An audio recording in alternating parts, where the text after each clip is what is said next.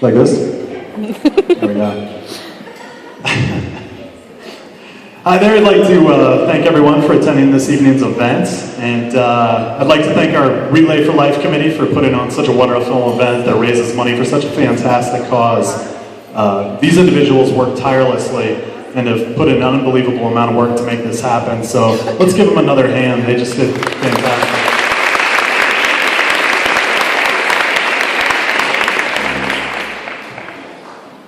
All right. As mentioned, my name is Greg Ekstrom. I'm yet another person, like countless others in this room, that was once given those scary words that brings your life to a standstill. You have cancer. You know, I often like to stop and assess where my life is at any given point or moment. Pause and reflect on where I've been. And in doing so, I often fantasize about this entirely imagined scenario where I visit myself 10 years in the past and I offer the individual I lovingly refer to as Past Greg encouragement on the future. 10 years ago today, I would be 20 years old and in college at Iowa State, as mentioned earlier. It's a sore subject with my Nebraska parents. So 10 years ago today, I'd be 20 years old and in college, studying, I'm sure. And like most college students, I'd be a little scared and a bit uncertain about my future and how my life will end up. So I'd show up, likely in a DeLorean, because that company has a monopoly on time travel for some reason, pop into my room in Lincoln Way in Ames to say hi. Say, Greg, I'm 10 years from the future, and I'm you at age 30. And he'd probably look at me and say, I gained a lot of weight. Because this sarcasm I have, it doesn't slowly develop. I was born with this. This is the same as it was. Past Greg, I'd continue. 10 years from now, you will be paid to write. You will have a chance to share stories, triumph and tragedy and everything in between, using the written word. You'll get paid to write, and you'll love it. That's amazing, Past Greg would say. I love writing. That's exactly what I want to do with my future. It gets better, I'd say. 10 years from now, you will also have a part-time job as a firefighter, helping offer assistance to people during sometimes their darkest time. You'll have an opportunity to help people during tragedy and help people consistently on the most basic level. And that's remarkable, Past Greg would say. I'd never even imagined being able to do that. That sounds fantastic. Also, 10 years from today, I'd say, you'll be standing in a beautifully decorated gymnasium filled with a large crowd of people as the keynote speaker. And with your beautiful wife and countless others in attendance, you will share with them how you lost a testicle.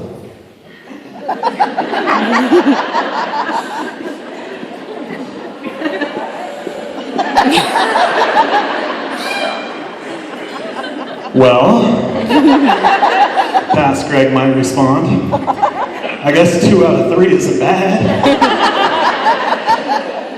I've always been a bit of an optimist, and since the day I was told those 3 words, you have cancer, I've tried to keep that optimism. Fortunately, I had a wonderful wife by my side. I'd point her out to the rest of you, but the shy and modest woman she is, I've also been reminded that I've already lost 1. I certainly don't want to make it 2.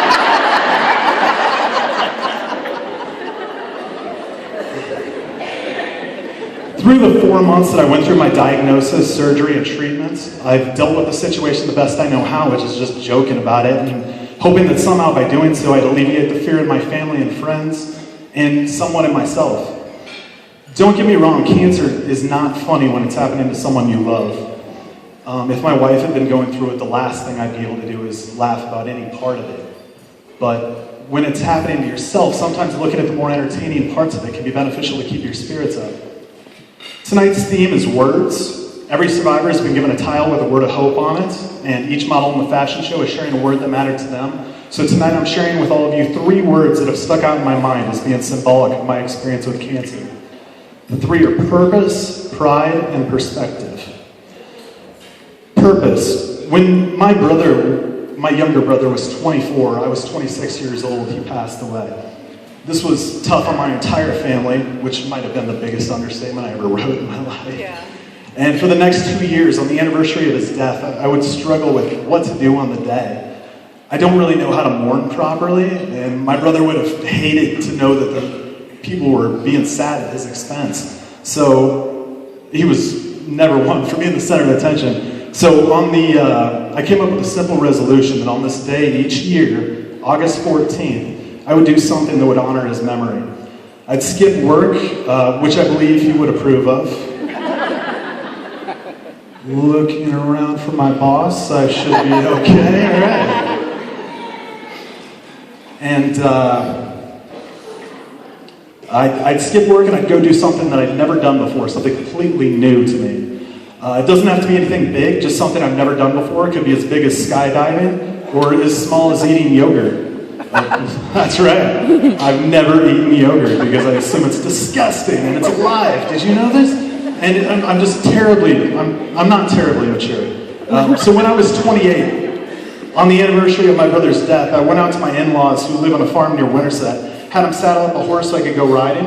Up until that point, I'd never ridden a horse off trail. So they taught me how to control a horse poorly. And I went off riding.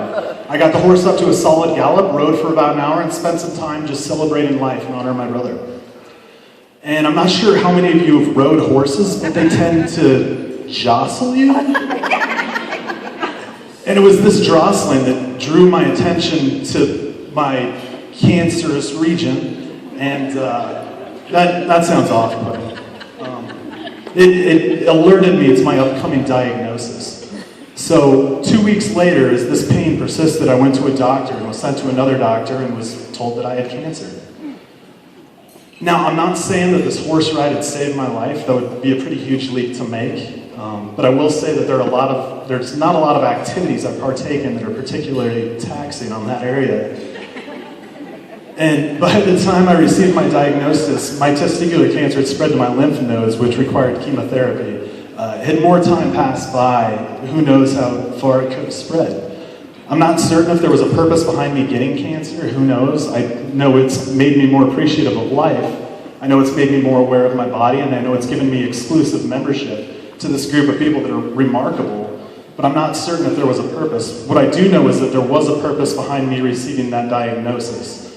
And if I hadn't been celebrating life the way my brother had lived, trying new things, I may not be speaking to any of you today. You could have had a good speaker.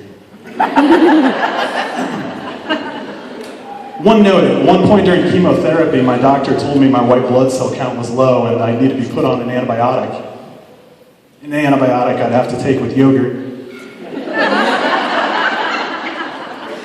This year on August 14th, I went skydiving in honor of my brother. I jumped out of a plane. However, when my doctor told me to take that antibiotic with yogurt, I instead took it with probiotic pills. I'm adventurous, but I'm not reckless. Pride. Actually, it's not terribly accurate. However, I struggled to find a word that begins with P that means lack of modesty. And I write stuff, so I gotta use alliteration. And when you live in a smaller town like Boone, you learn to live without a certain level of modesty that you might otherwise be afforded in larger cities, making cancer and treatment kind of interesting. I received my diagnosis from a doctor in town that I'm in Rotary Club with, and I remember the visit clearly. I sat on the table, talking with him for several minutes about the upcoming school bond issue, and until the conversation paused, given an opportunity to interject with, okay, drop your pants, let's see what's going on. This is small town living. Before I moved to Boone, I lived exclusively in larger towns, Omaha, Des Moines, Ames for college. And I was nervous moving to a small town, but my wife, who lived most of her life in small towns, convinced me it'd be fine. I thought about this as a guy who I normally ate lunch with at Rotary Club diagnosed my pain. And in reading back through my journal, I kept chronicling my experience with chemo. I found an entry that started with a simple sentence, and thinking about modesty. That sentence was, 4 people this week have talked to me about my sperm, and none of them were doctors.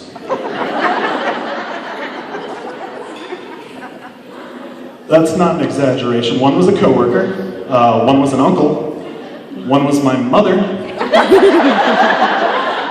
who gently offered, if you need any help paying to have your sperm frozen, just let me know. And as much as I may have loved to have the world's most awkward birthday present from my mother, I declined.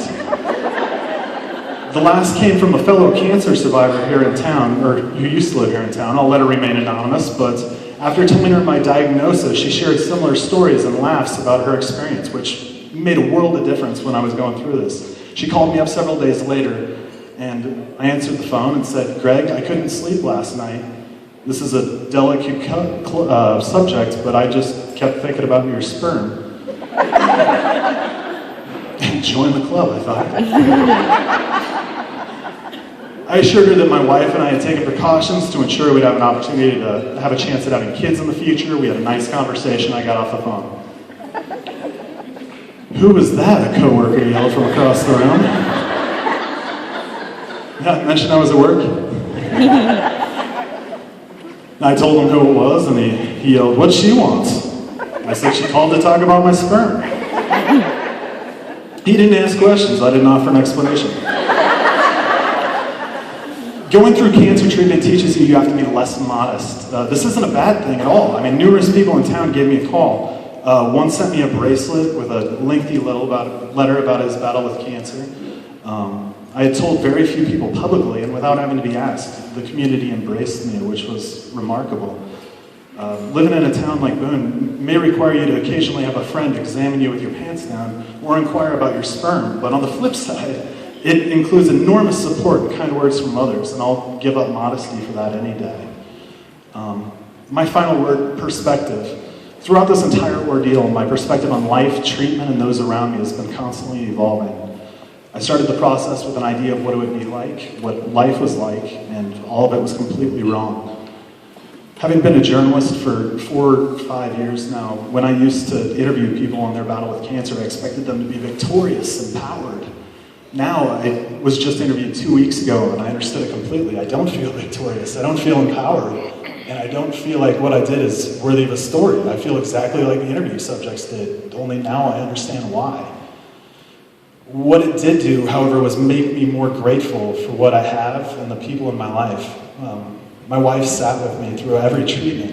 She cooked me bland food, she put up with my whining, and she was there for me when I was angry. I just wanted to sit there, bald and nauseous, and pout. Looking back on it all, it's easy to laugh at it all, but like I mentioned before, if it had happened to her, none of it would be funny. She'd laugh with me, but not because she thought it was funny. She laughed with me because that's what I wanted to do, and it helped. Life now is closer to normal, but it's a new normal. And I don't think it will ever be like it was before. And in a way, I'm okay with that. I'm grateful for what I have and to have been given a reminder of that.